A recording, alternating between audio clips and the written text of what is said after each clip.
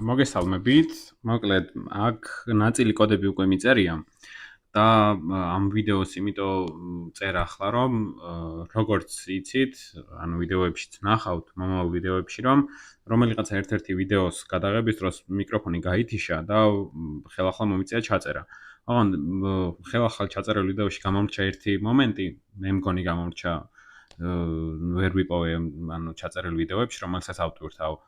და ამიტომ მინდა გაჩვენოთ ის, რაც გამომრჩა აქ, რომ თქვენ შეცდომები არ მოგივიდეთ კოდში.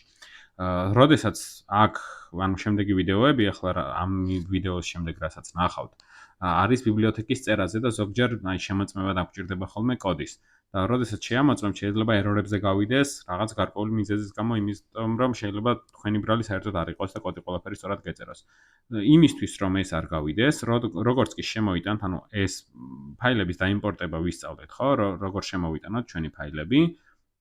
ამის შემდეგ გვჭირდება ესეთი რაღაცა, მარჯვენა ღილაკით options და შემდეგ აი აქ მოვძებნოთ C++ კომპილერი. ამაში უკვე მოვძებნით ჩვენს აი აქ პრეპროცესორს და აქ ორი წერტილით უნდა მივუთითოთ, აი ახლა თქვენთან არ იქნება ალბათ მითითებული და უნდა მივუთითოთ ის დირექტორია, აი აქ, მაგალითად ეს არის ჩემი კურსის, აი ამ ეს პროექტი რაც შექმნილი მაქვს, MyDriver დირექტორია რაც შექმნილი და ეს include folder-ი უნდა მივუთითოთ.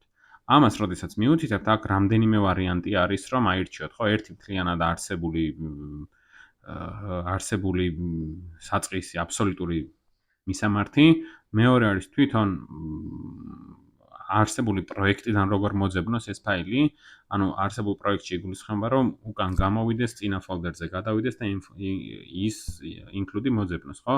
ანუ მე რო ეს გამოვიყენო და მე სხვა დირექტორიაში გადავიტანო ჩემი პროექტი, ხო? ვეღარ იპოვის თუ კი ეს აღარ მქონდა, ხო? ეს ქათით რო სხვა ადგილზე გადავიტანო.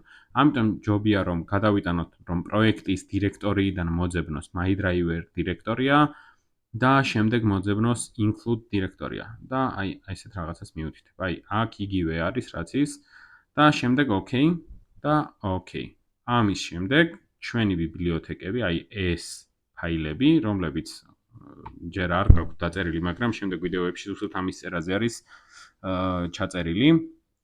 როდესაც ჩვენ ამ ფაილებს გამოვიძახებთ უკვე კოდში, რომ მიხვდეს ჩვენი კომპილერი, სად არის ეს ფაილები და როგორ უნდა მოვძებნოთ ეს. მოკლედ, სულ ეს იყო.